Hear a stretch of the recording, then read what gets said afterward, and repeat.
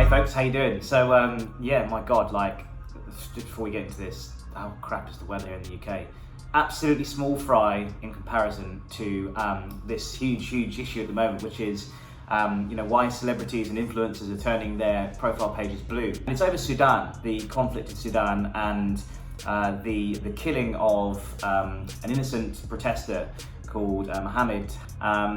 It's basically ignited a huge wave of protests around the world over these killings in Sudan and in Darfur particularly, which is a contested region. And the former president of Sudan, Omar al-Bashir, was ousted from power, and there's been a transitionary period between the military and civilian rule. So the people want democratic civilian rule to come in, and Mohammed has been a sort of symbol, if you like, for raising awareness of what's happening out there. And he was his favourite colour was supposed to have been blue.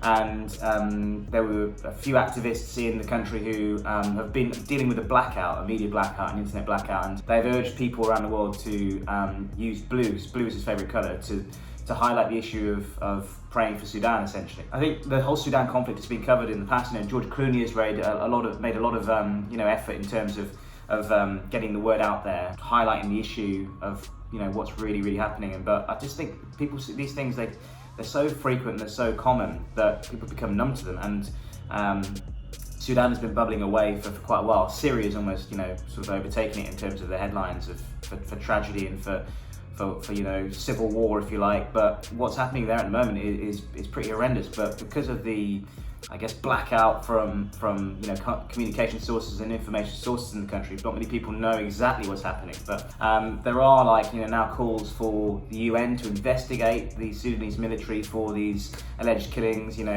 Lots of people in the country with sources on the ground are saying that it's not just innocent people that have been killed in these, I guess you could say, peaceful protests. There have been, several rapes by militiamen, and it's just pretty horrendous. But it's such a far-flung territory that it's difficult to get, accurate and qualified information from it. But I just was curious about this story because a lot of people on my feed were turning their image blue, their profile picture blue, and sometimes with a hashtag of Sudan. And obviously, it's a huge country, and it's an issue that's been bubbling away for such a long time. But I just thought, why now?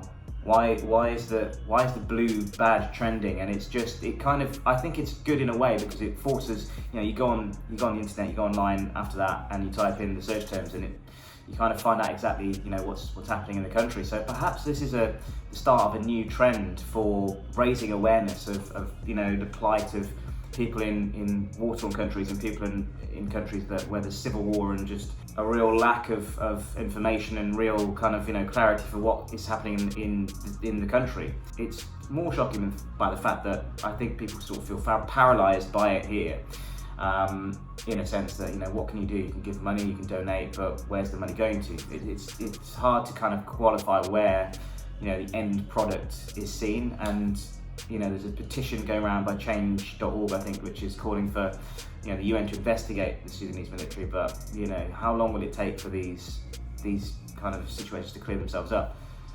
It's difficult to tell. But it's just I just was really just wanted to know what your thoughts were, whether you think turning a badge on social media, or whether you think a campaign on social platforms can help these kinds of issues, and whether you reckon that there's any solution to the Darfur and Sudanese crisis.